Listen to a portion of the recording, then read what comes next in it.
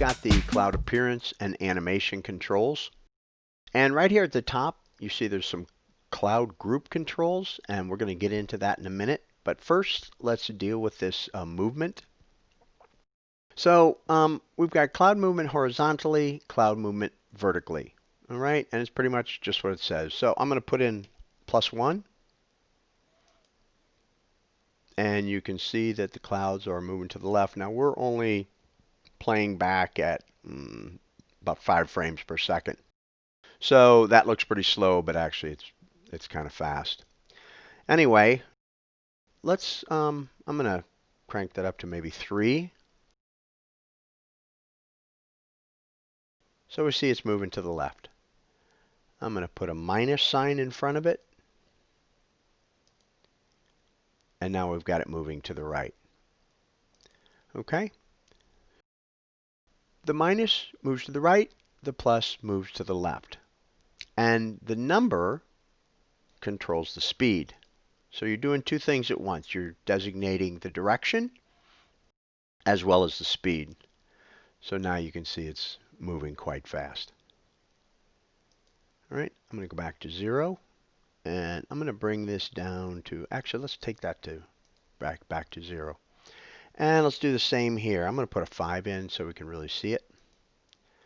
So now you see with a positive number, the clouds kind of move towards us or up.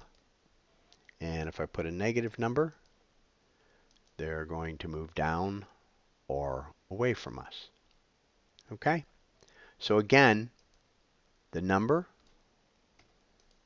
determines the speed, and whether it's positive or a negative number, that determines the direction. So what you do is go to 0, and let's say that I want them to move to the upper right-hand corner. So I would put in, let's say, a -1, all right, which is going to move us to the right.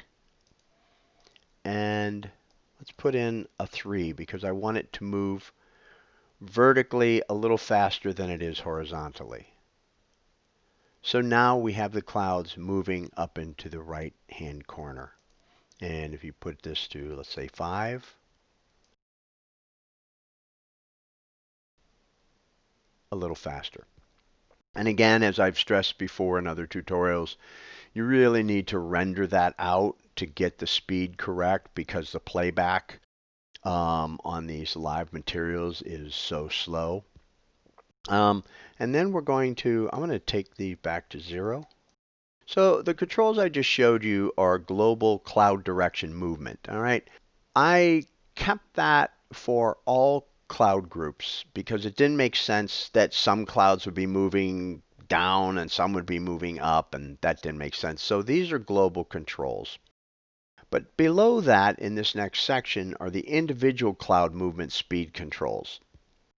And this is evolution speed. Now, just to show you what that actually means, I rendered out some clouds. And you'll see that these clouds aren't going to move in a direction like we just looked at, but there's a lot of movement.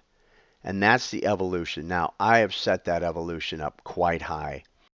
But it's the kind of effect you get if you've ever watched a time-lapse photography or video of clouds.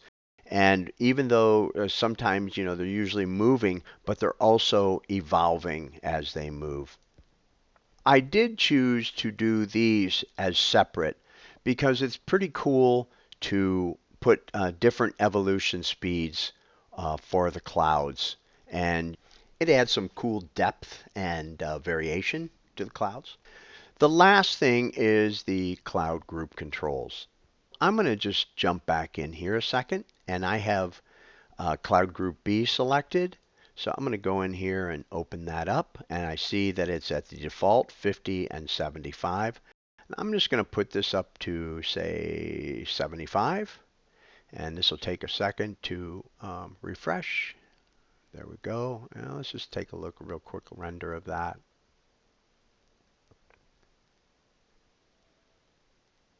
Okay, so it's a little thicker than I wanted. I'm going to just bring it down to, say, maybe 63.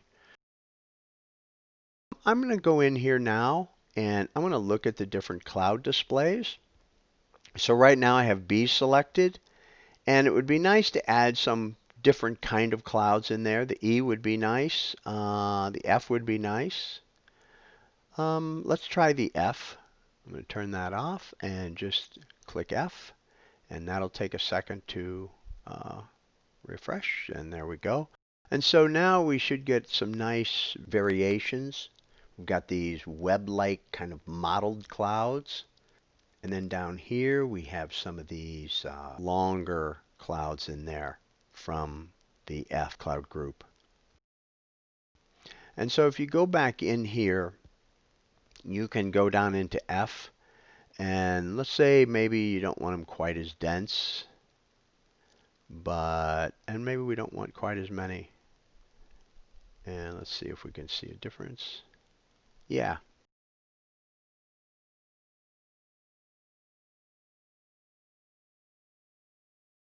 So now we have less dense clouds in this F group, and a little less coverage. Okay? And then, of course, in each of these groups, you have the scale. So I'm just going to scale up the B group, and let's see what happens. Yeah. Okay. So, yeah, we've got quite big clouds all of a sudden. But actually that's kind of cool. It's got some neat stuff going off here. That could be from F. I don't know. Okay, I'm going to go back to 0. This is scale horizontal only, so this is going to stretch the clouds out a little bit.